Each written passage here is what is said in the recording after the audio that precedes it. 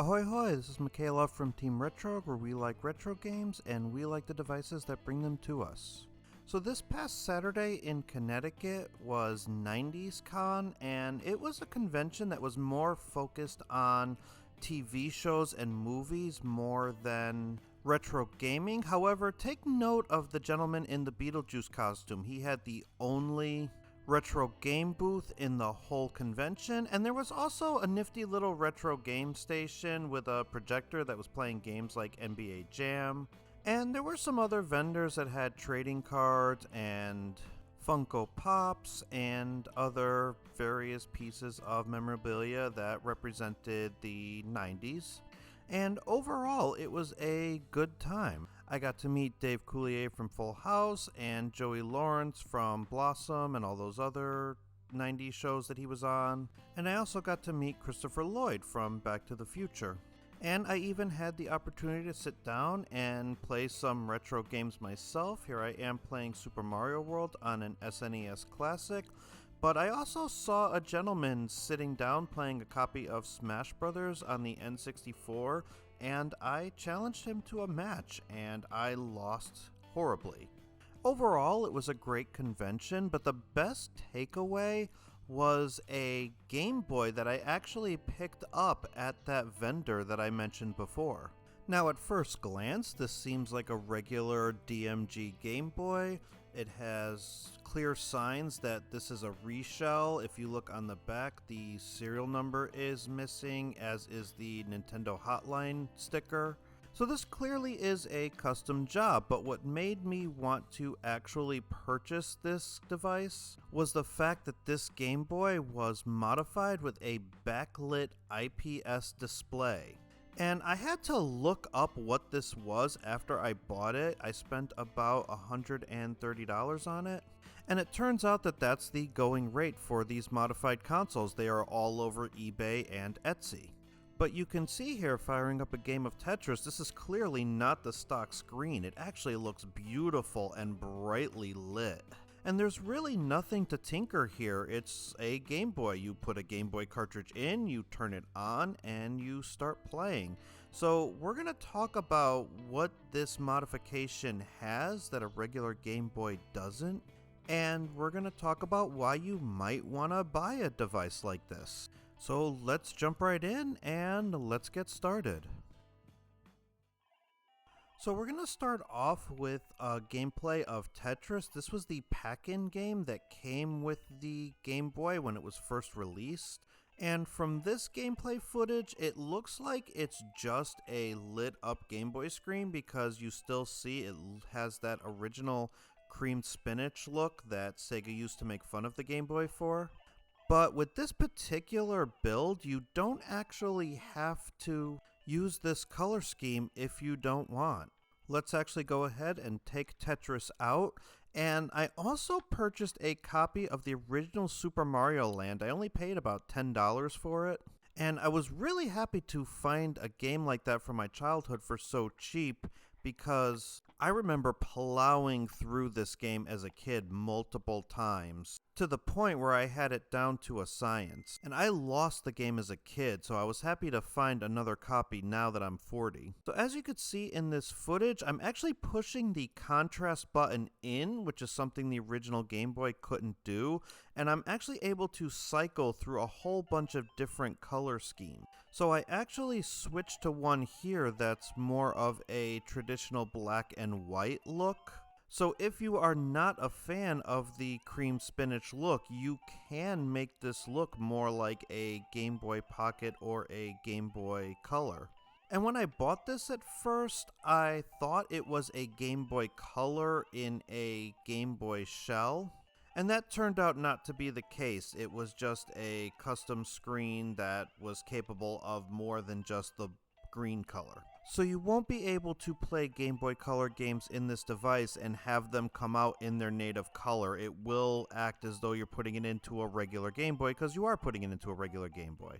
Still, I have to say I'm a little bit biased in my impressions of this mod, because kid me would have killed for a backlit original Game Boy like this, because I used to play Game Boy all the time on road trips, and I either had to deal with the stupid squiggly light that drained your battery, or I just had to wait until we passed under a street light.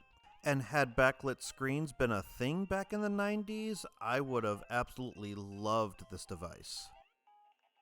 I've picked a different color palette here for Dr. Mario. I think I remember using a similar palette when I played this game on my Game Boy Color, just because for some reason this color combination feels like a doctor's office, or at the very least it feels like a bottle of prescription medicine. I just get that feeling with this particular series of colors.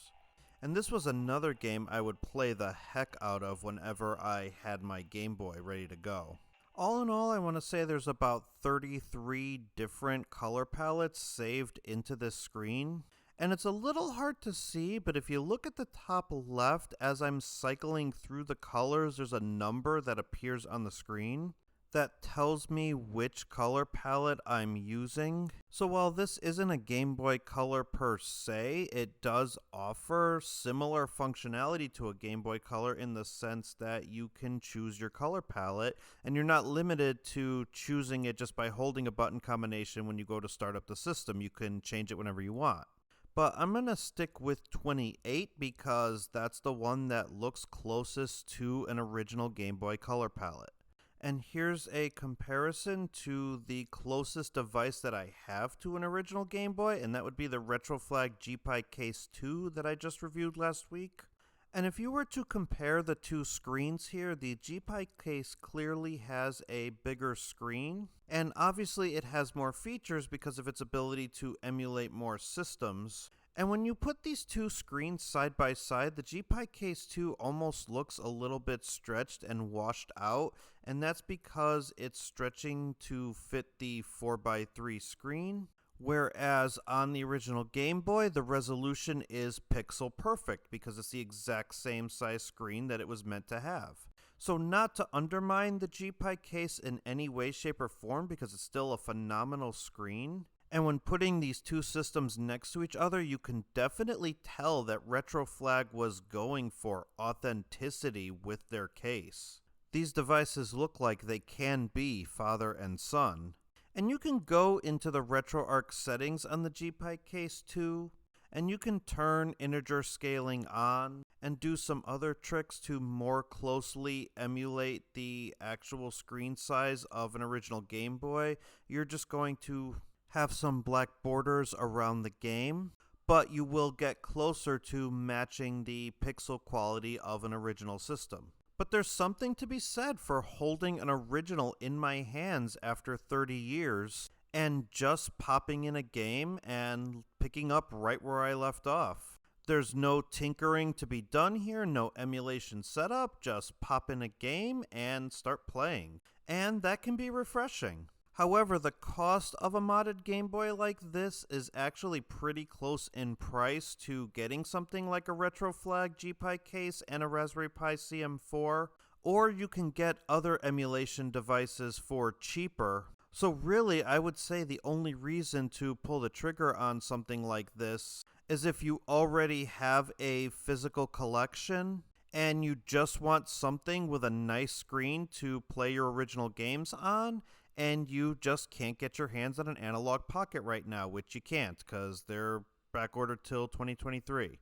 However, I do have to say that I don't regret this purchase, and I'm actually happy to have this little nostalgia trinket in my collection. Alright, that'll do it for this video. Thank you so much for watching. Let me know what you think in the comments below, and please feel free to continue the conversation in the Budget Aquaman Discord. Link will be in the description.